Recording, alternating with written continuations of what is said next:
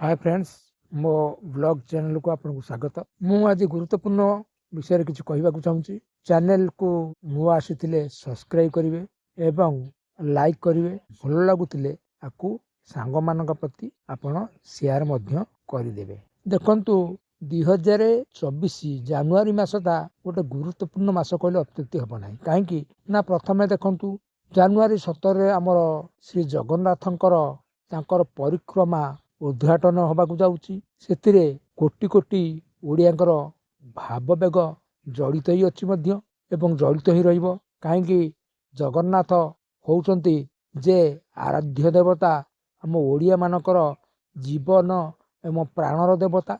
तांको आम माने भक्ति सह डाकुछे।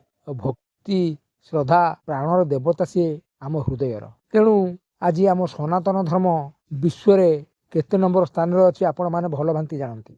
आम निज धर्म को केमिति आगे नवा एवं किपर से आगू को जीव एवं वर्ल्ड रो जेते देश सबु देश रे आम सनातन धर्म केमिति वृद्धि पाइब से प्रति चेष्टा करूना। अथच कौटी मंदिर उद्घाटन है तो कौटी जहाँ विरोध पछौना। तेणु मोर कहबार उद्देश्य या जे आम धर्म उज्जीवित एवं विख्यात लाभ करें। जदि आम सब विरोध भाष नहीं चलवा बा विरोध करवा ताले आम धर्म आगे पार कि आगे पार ना। आज अलग धर्म को देखु तांकर जेकोसी धर्मानुष्ठान करंतु विरोध कई करूना। किंतु आमर मंदिरटे करंतु विरोध करुँच, मूर्तिटे स्थापन कर विरोध करुँच, मंदिर को गले विरोध करुँच। ये सब विरोध होगा सत्वे कौन होउची ना आम सनातन धर्म राम मंदिर मध्य प्रतिष्ठा होगा जाउची जानुआरी 22। देखंतु ताकू मध्य लोक माने राजनैतिक ढंग से आक्षेप करुछंती। मंदिर हो किंबा देवालय स्थान हो बा देवी को स्थान हो ताकू उद्घाटन करने दरकार एवं ताकू सारा विश्व रे जणेबा दरकार जे आमर सनातन धर्म देव देवी अछंती। ये सब जणेबा निहाती दरकार। किंतु किछि प्रकृति छड़ा लोक अछंती जहाँकि विरोध बारंबार कही चलते जेकोसी जगार हो विरोध करने कथा करे कहीं फायदा तेणु फायदा से विरोध करते। किंतु मो हिंदू भाई मानक एतिक अनुरोध जे से राम मंदिर हो बा जगन्नाथ मंदिर हो बा शिव मंदिर हो जी भी हो निर्माण हवा दरकार हेले ही विश्व जानिब आम सनातन धर्म विषय एवं आम सनातन धर्म को से ग्रहण करिवो। अरे भाई विरोध करवा छाड़ी दिंतु। जदि आपण मानकर किसी ज्ञान अच्छी ताले मु आपन कहूँ देखंतु आज साधु सन्थ आम भारत अभाव नहांती। आपण गोटे कमिट करंतु साधु सन्थ मान को सारा वर्ल्ड को पठातु से माने आम सनातन धर्म प्रचार प्रसार करने थे छाड़ी देखु से जातु प्रचार प्रसार करने एवं आपण किसी डोनेट करूँ समस्त किसी डोनेट करूँ से जीवा आसिया खर्च बा रहा खाଇବା पीवा इत्यादि खर्च पाई ना से आप चेष्टा करेंगे। बरम कौटी मंदिर तो आज राम मंदिर को विरोध करेंगे, खाली जगन्नाथ मंदिर को विरोध कले शिव मंदिर को विरोध करेंगे। तो विरोध करेंगे आप जोटा तुम कहीं विरोध कर भाई विरोध कर सनातन धर्म को उठेबार अच्छे उठाओ ना।